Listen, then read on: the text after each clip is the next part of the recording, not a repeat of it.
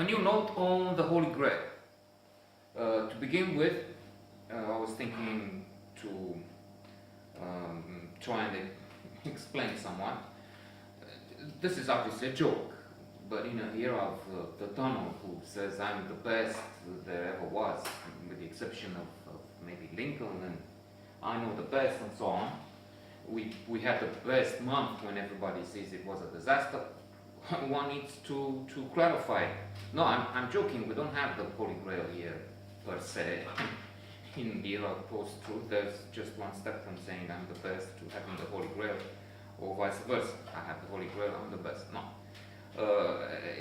It's a myth, and I'm just taking the advice of Ms. Armstrong, the ultimate expert on religion, and eventually on the Holy Grail. That's just a myth. In fact, they don't know if it's a grave, simply a bowl, or what else. I'm taking it as a symbol of the Holy of Holies, the secret of secrets, and happiness in this case, and a joke, of course. And that's in the books of positive psychology, and in also books and research discoveries they've made in what has to do with our body. Medicine now has those secrets. We know what we need to eat.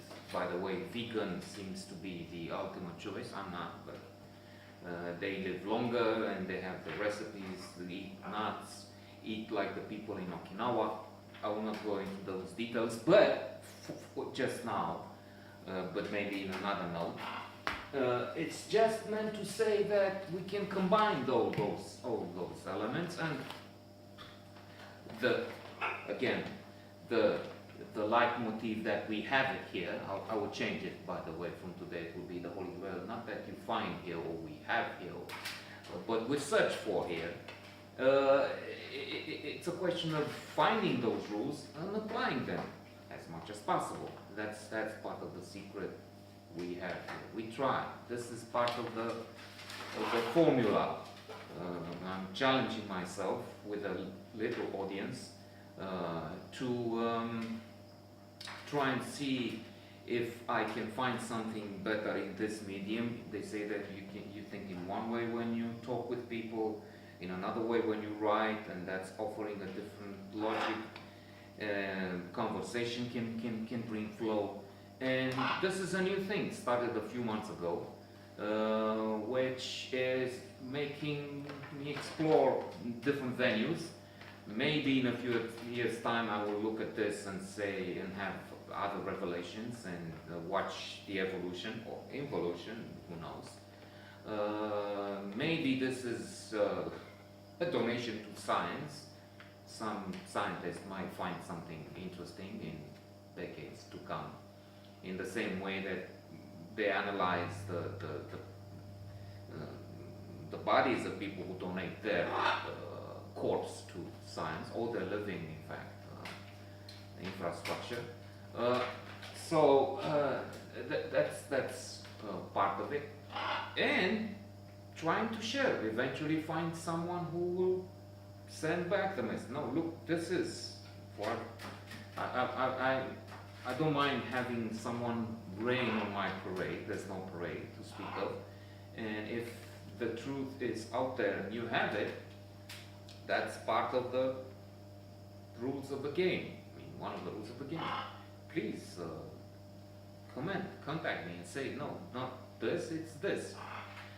I was listening to Denmark. I mean, not to Denmark, but to a piece on Denmark as the ultimate happy place. There's the Holy Grail, by the way, and what they have there in terms of access to daycare for children. They have paid for everything. They're paid to stay at home if they're a father, and they're parenting. They're paid for their studies. They're basically, the idea from that note was that, for what it's worth, there may be corrections to be added there, but it was that if you're a Danish woman or man born in Denmark, you are pretty well covered.